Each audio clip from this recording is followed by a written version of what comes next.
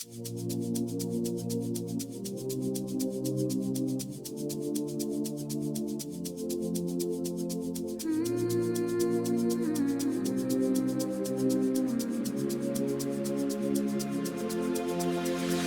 night,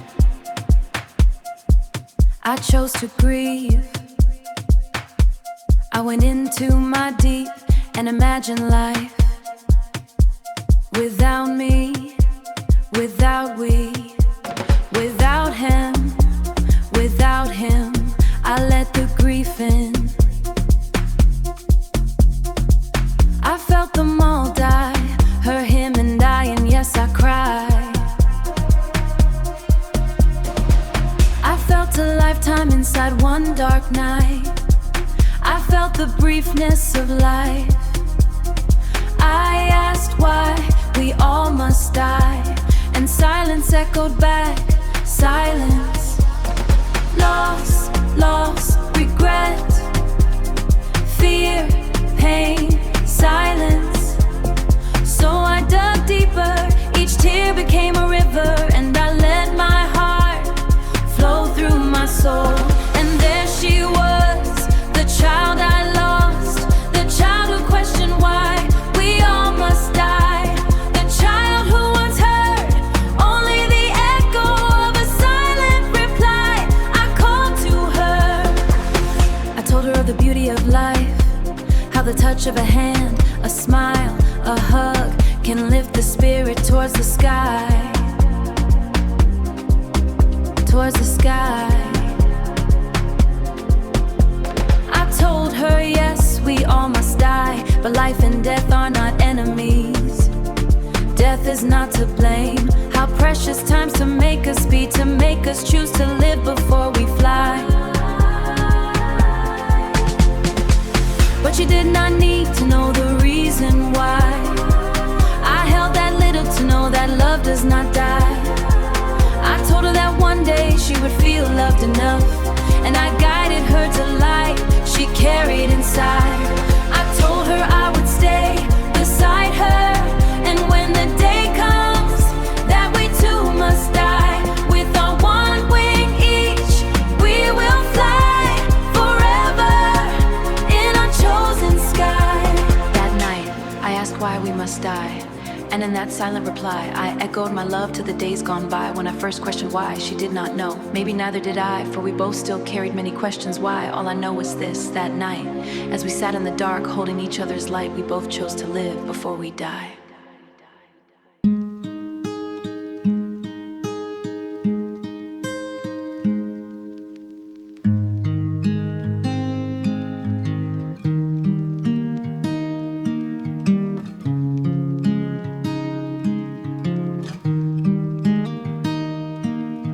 Sometimes I wish you'd hear the thoughts I hide behind my silence.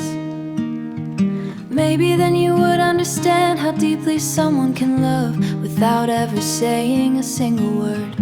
I carry your name quietly in my heart, carefully, gently, like something fragile I'm terrified of losing before it was ever truly mine. I love you in silence, because fear has taught me to stay quiet. Fear of ruining the connection we already have. Fear that my feelings may become a burden to you. Fear that the beautiful between us might change forever. So instead I choose silence, even though it hurts more than words ever could. You probably don't notice the way my heart softens whenever you appear, or how my mood changes because of the smallest things you say. You may never realize how someone out there remembers your little habits, your laughter, your sadness, and even the moments you thought nobody cared enough to notice that someone is me. Quietly loving you from a distance you never asked for. One-sided love is strange. It teaches a person how to hold oceans of emotion inside a heart that must pretend to feel nothing. It is smiling during conversations while hiding the truth behind careful words.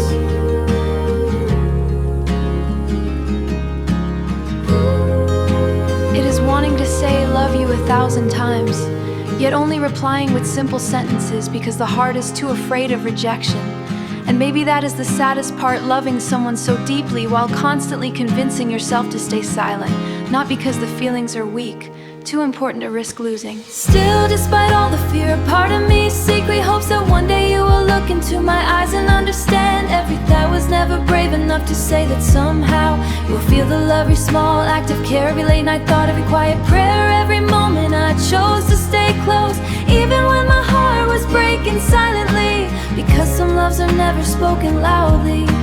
Some loves exist softly, hidden inside silence, surviving inside longing, and living quiet, a heart loved deeply without ever being certain it would be loved back.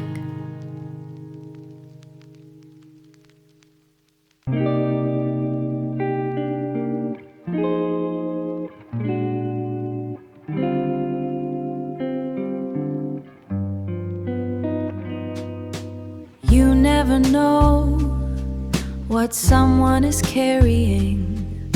The person who smiles at you in passing might be in the middle of the hardest season of their life. The one who shows up calm and present might have spent the entire night in pieces.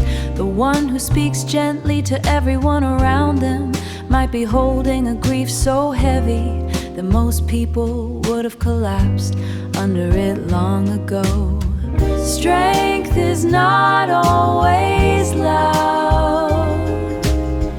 In fact, the deepest strength rarely is. If the lintel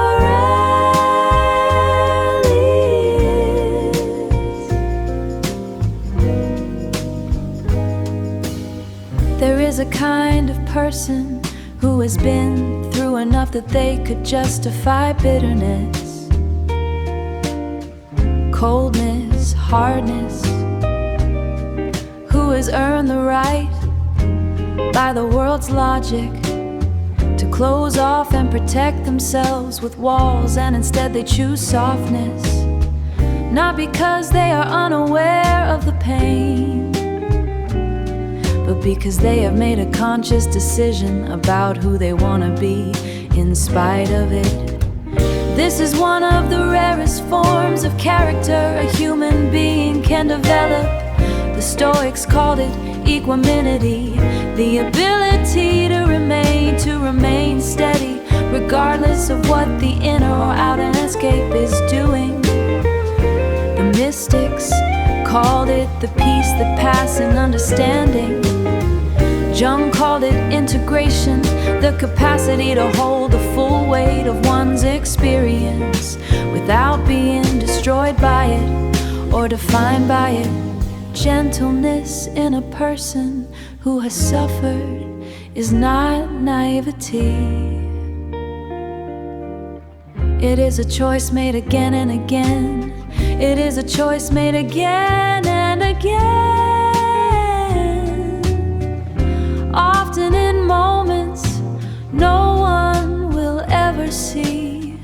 If you know someone like this, honor them.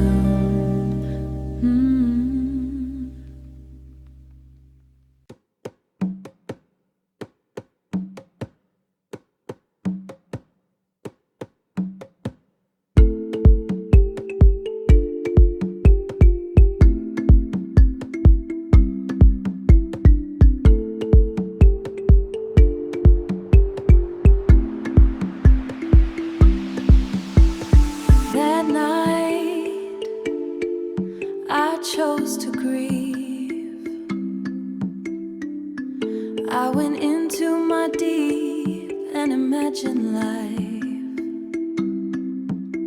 without me, without we, without them, without her, without him.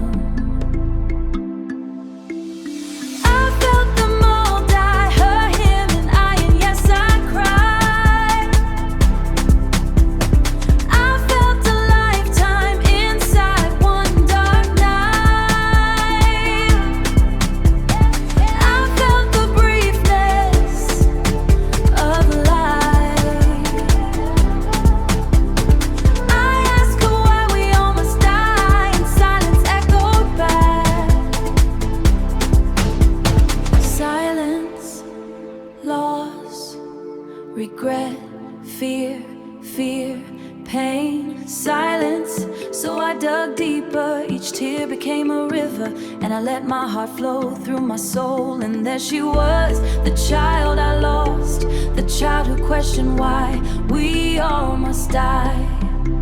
The child who once heard only the echo of a silent reply. I called to her, I told her of the beauty of life, how the touch of a hand, a smile, a hug can lift the spirit towards the sky. I told her yes, we all must die, but life and death, the death is not to blame. It only comes to make us feel, to make us to live before we fly. But she did not need to know the reason to know that love does not die. I told her that one day she would feel loved enough to face the truth of life, and I guided her gently towards the light she carried inside. I held that little girl and told her not to cry. I told her I would stay beside her, and when the day comes that we two must die, with a one wing each we will fly forever in our chosen sky. Tonight I ask why we must die, and in that silent reply I echoed my love to the days gone by, to the days gone by. When I first knew why, she did not know, maybe neither did I, for we both still carried many questions why. That night, as we sat in the dark, holding each other's light, we both chose to live and love before we die.